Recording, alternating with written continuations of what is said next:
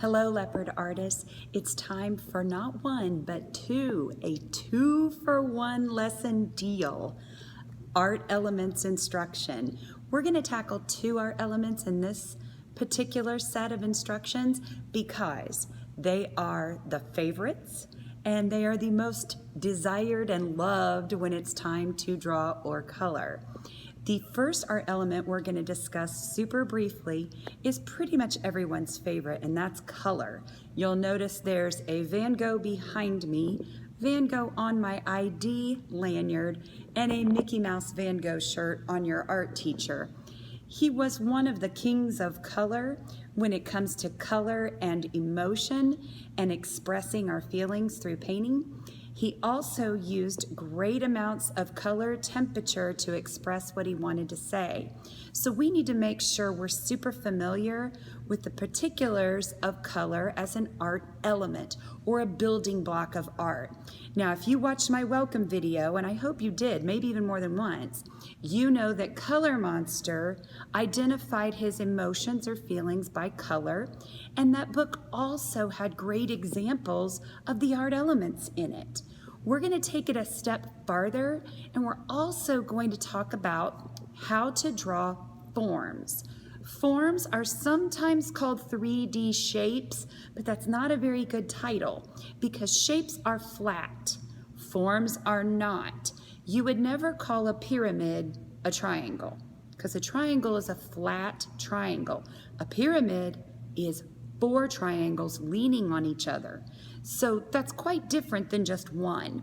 So you're going to see Mrs. Billman color a little bit in a strange way in case you don't have very many art supplies at your house for virtual learning. And you're going to see me draw some simple forms. So let's get started. And I appreciate your patience once again as I flip my camera view so that you can see in a sort of document camera way my hands drawing. So I'm going to flip this around. And there might be some noise as I set up. I apologize for that as well. So hopefully you have a good view of this small poster and what comes next. I am going to fold my paper to make it a little bit smaller.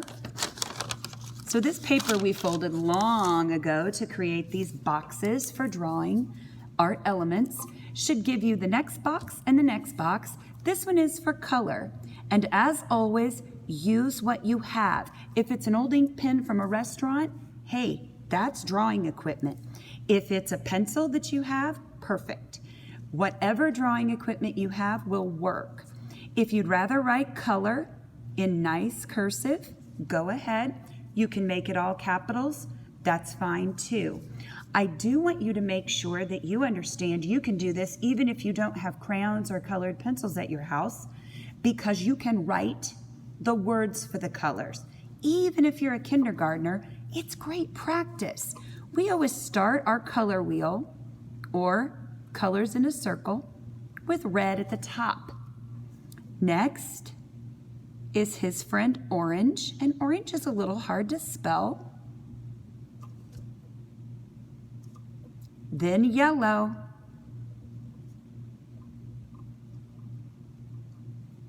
Then green. Oops, I started to write in all capitals. I changed course. Blue and purple. So do you see how you don't need to worry? If you don't have crayons like I used on my sample or colored pencils or markers, you can still show me you know rainbow order or the order of the color wheel by writing red, orange, yellow, green, blue, purple. So don't worry if you don't have coloring equipment. You definitely will when you come back to the art room. Next door, since we're doing 2 art elements in this lesson, we're going to draw some forms. Forms may seem tricky, but I'm going to show you some slick tricks. So keep watching. To draw a cone, which looks a great deal like an upside down ice cream cone, We almost make a triangle. We leave the bottom empty and add a smile. For a pyramid, we make a triangle, and then we place a backwards capital L hanging off the side. I know that one's a little bit trickier. You can re-watch this video to see how to do it if I went too fast. To make a cylinder, or like a can of soup, we're going to start with an oval. An oval's just a circle somebody sat on. We're going to add a stick right off the side of the oval and another stick right off the other side. At the bottom, we add a smile. The next one is a favorite because it looks tricky, but it's actually easy. We're going to create a cube by drawing a square.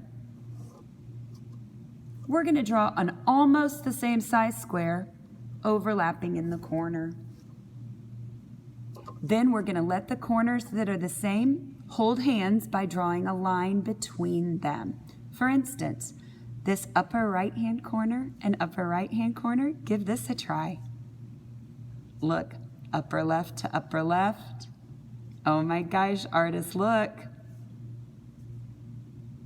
You've gone from a couple squares to a cube. Then we're going to try a triangular prism, and I know I'm kind of speedy. Go back and re-watch this. You make two triangles almost the same size that overlap, just like we did back here. And the same corners will hold hands with this one as well. Top corners, right corners, and finally those left corners will hold hands. We have one more form we're going to try, and that's a rectangular prism. I usually say this looks like a Kleenex box. One rectangle, another one almost the same size, overlapping. And when I say almost the same size, I say that because we're not measuring. So, the same corners hold hands, the same corners hold hands, the same corners, and finally these same, oh, I got a little bumpy. The same corners hold hands.